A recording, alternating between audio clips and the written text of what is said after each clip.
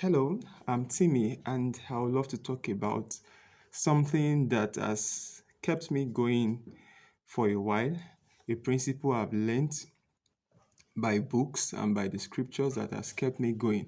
And I trust this will bless your life. And that is consistency, the power of consistency.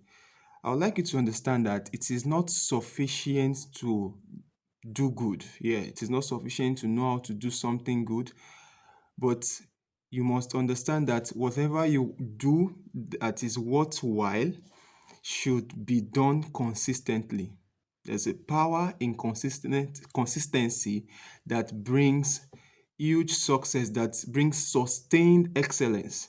So you must understand that if I've decided to do this thing, and if I've decided to walk this path, and I find out that okay, eventually it's a path that yields huge success, you must understand that it is not enough to just decide that I want to just do this for a while, and after a while I just drop it and go back to it after some few months again.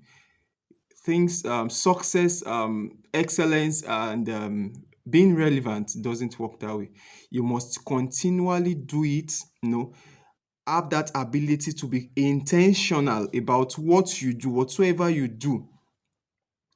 Maybe a student, you may be a working class person, you may be whatever you do that you feel it is worthwhile. It is, I put it to you this day that it is not worthwhile until you are consistent in doing it.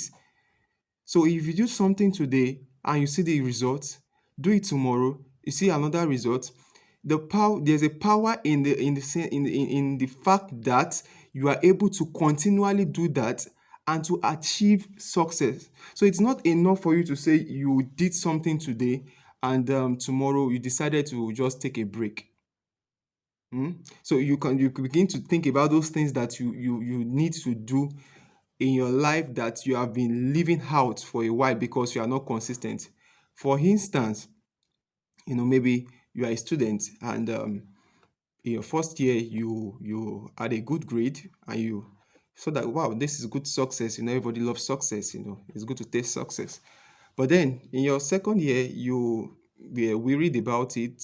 Maybe you were not so passionate as you were in your first year, and that really happens to so many people. You understand? And you just feel like, okay, let me just do it the normal way. Then your grade drops.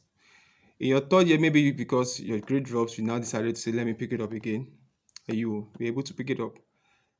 In your third year and your fourth year, maybe you just felt, let me just do it the normal way again. There's no consistency.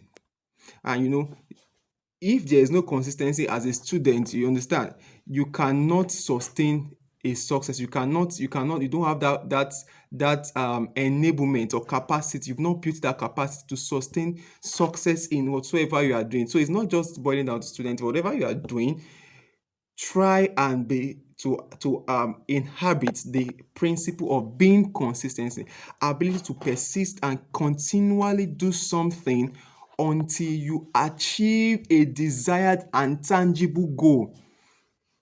That is how to be relevant. Even in your generation, that's how to be relevant within the sphere of influence. Doing something all over and all over again, getting the passion, renew your passion, renew your strength to keep going. Nobody will ginger you, nobody will tell you, okay, this what you are doing is good. You are the one that will talk to yourself and say, this thing, I need to be intentional about this. I need to be intentional about my life. I need to be consistent with principles of success. Principles that will guide me in making sure I achieve my goal even at the end of my stay here on earth. And that brings me to my usual talk, purpose. Yes, we should understand that whatever we are called to do on this earth is for a purpose, and we should walk in purpose. Discover yourself, and when you discover that part, those things you do or those things you are led to do to keep that part, make sure you are consistently doing it. So it's not sufficient to just say I do this and I drop it for a while. Things are not done that way.